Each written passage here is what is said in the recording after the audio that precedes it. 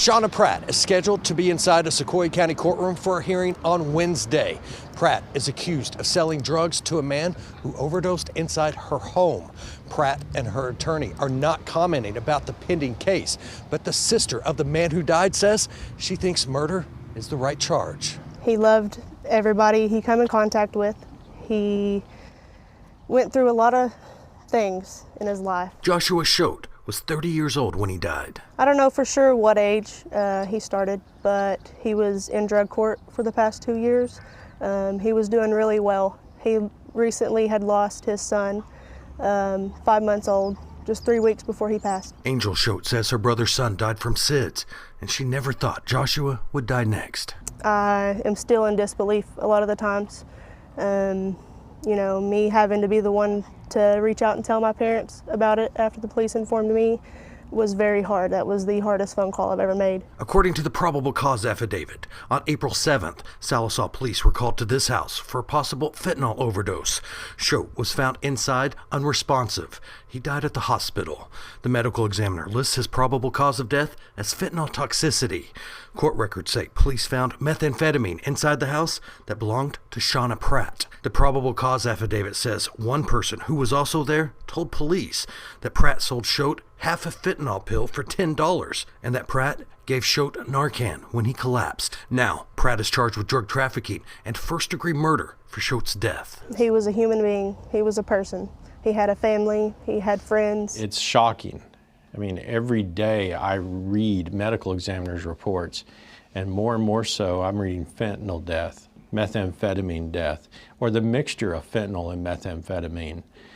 It's what we can do locally to stop what has become a national epidemic. Jack Thorpe is the 27th Judicial District Attorney in Oklahoma.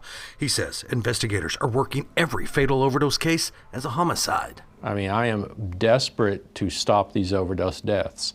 And this is the best way that I can think of, is to find out who's distributing these drugs here and charge them with first-degree felony murder when evidence exists. But not everyone agrees. So when we think about how we grapple with overdose deaths, we have to ask ourselves, how do we avoid piling tragedy on top of tragedy? Miriam Krinsky is a former federal prosecutor who's now executive director of the nonprofit organization Fair and Just Prosecution.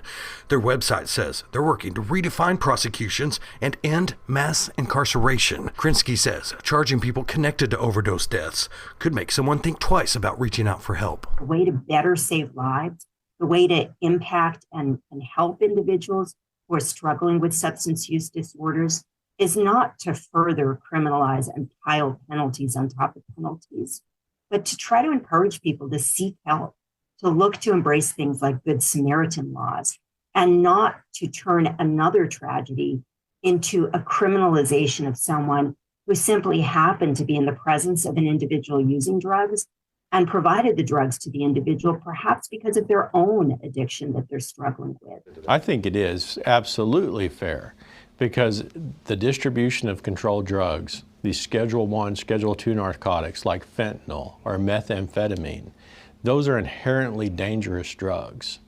And when a person does that, then they should expect that they should have to face the punishment for that type of crime. If you distribute drugs and it kills somebody, you can be charged with murder and you could spend the rest of your life in prison. Thorpe says in Oklahoma, if convicted of first-degree murder, the minimum sentence is at least 45 years in prison, life without parole, or even the death penalty. I'm hoping for some justice for my brother and for our family. There needs to be an end to it. It needs to stop. The district attorney says if Pratt continues to plead not guilty at Wednesday's preliminary hearing, then they'll schedule another court hearing where the state must prove there's enough probable cause to continue charging her with first-degree murder. In Fort Smith, Brett Rains, 4029 News.